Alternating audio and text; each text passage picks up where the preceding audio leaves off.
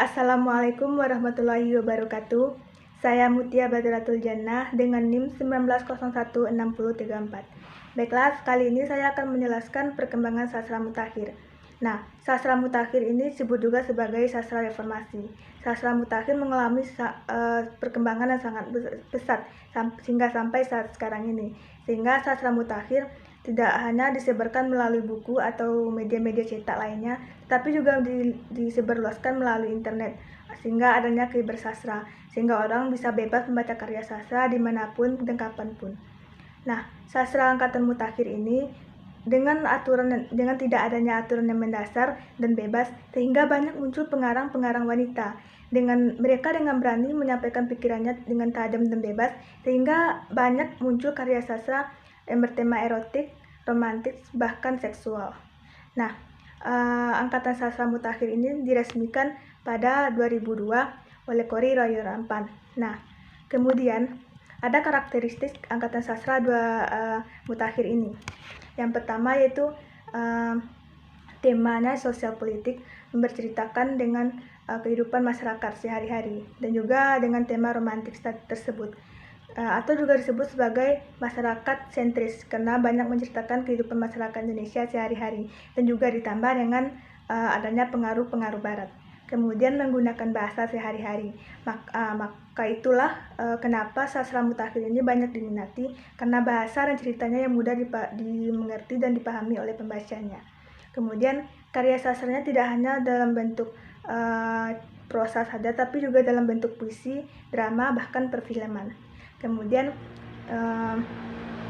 dengan bebas karya sastranya ini dengan bebas dan tidak ada aturan yang mendasarnya, sehingga banyak cerita yang bersifat vulgar oleh pengarang-pengarang wanita tersebut. Nah, tidak hanya ada pengarang wanita, tentu juga ada pengarang-pengarang yang sebelumnya telah mereka sebagai pengarang atau pengarang pria. Nah, itulah beberapa karakteristik sastra angkatan mutakhir. Kemudian ada para pengarang, contoh pengarang sastra angkatan mutakhir ini. Yang pertama seperti pengarang wanitanya yaitu Dewi Lestari dengan karyanya Supernova. Kemudian ada Ayu Utami dengan karyanya Saman. Dan ada juga pengarang-pengarang pria yang lain seperti Andrea Hirata dengan karyanya Laskar Pelangi dan Sang Pemimpi. Kemudian ada Habibur Rahman dengan karyanya Ayat-Ayat Cinta, Ketika Cinta Bertasbih, Lunturnya Pesona Cleopatra, dan lain-lain. Dan masih banyak lagi pengarang-pengarang pada angkatan sastra mutakhir ini. Nah, selanjutnya pada angkatan sastra mutakhir ini ada perkembangan puisi, prosa, dan drama. Yang pertama yaitu perkembangan puisinya. Yang pertama itu terdapat 4 periode perkembangan pada puisi dalam angkatan sastra mutakhir ini. Yang pertama, periode pertama atau periode lama atau puisi lama. Nah, pada puisi lama ini banyak puisi Indonesia ini dipengaruhi oleh puisi-puisi dari Arab, Persia, dan India. Sehingga puisi lama ini yang belum tertulis alias disebarkan dengan melalui mulut ke mulut.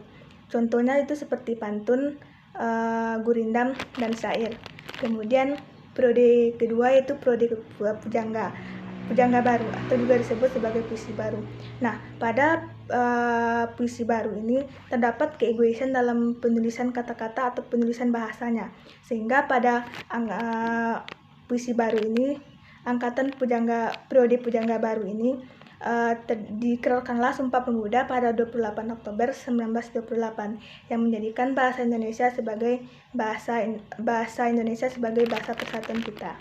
Kemudian yang ketiga yaitu periode pelebasan atau puisi modern. Nah, puisi modern ini yaitu munculnya penyair yang digunakan sebagai penghapusan kebencian terhadap Jepang, seperti contohnya puisi Aku oleh Khairil Anwar.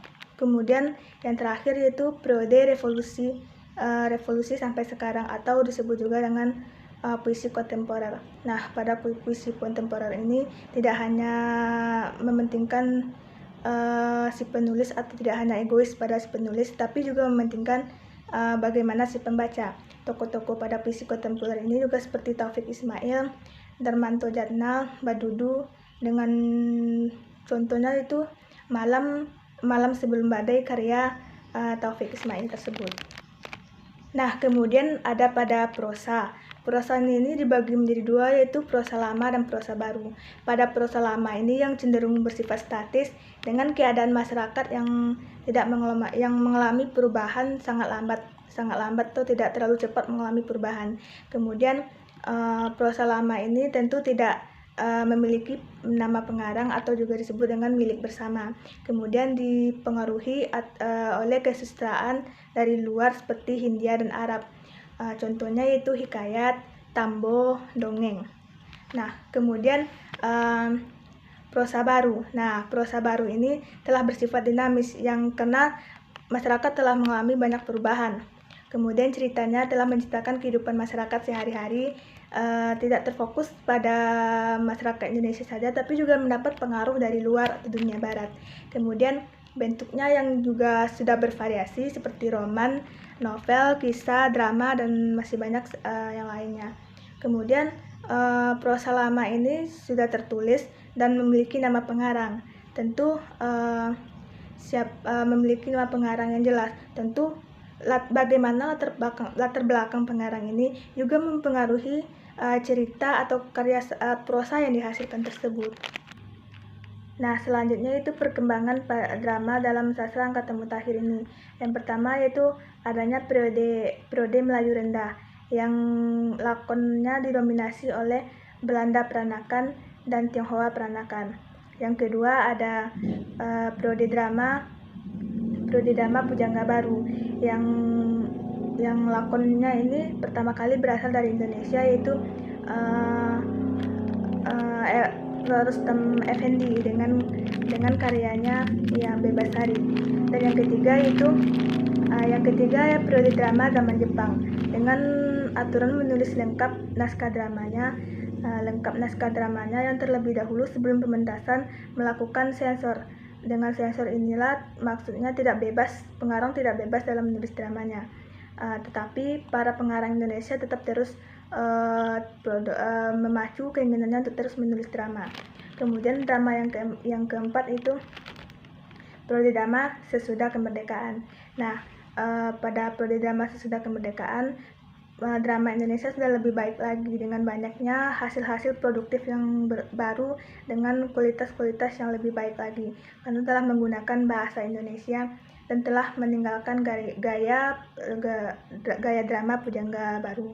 Kemudian yang terakhir yaitu pada periode mutakhir ini dengan terjadinya pembaharuan dalam struktur dramanya yang sebelumnya tidak memiliki cerita, tidak memiliki plot yang jelas, tidak memiliki identitas tokoh yang jelas. Nah, pada angkatan mutakhir ini semuanya diperbaiki lagi. Penulis-penulis yang terkenal pada sastra drama mutakhir ini itu seperti Rian Tjarno, Putu Wijaya, Rendra, Arifin Sinur, dan lain-lain. Nah, itulah beberapa sejarah perkembangan sastra mutakhir dan puisi, prosa beserta drama mutakhir tersebut. Sekian yang dapat saya jelaskan. Mohon maaf atas terdapat kekurangannya. Terima kasih. Assalamualaikum warahmatullahi wabarakatuh.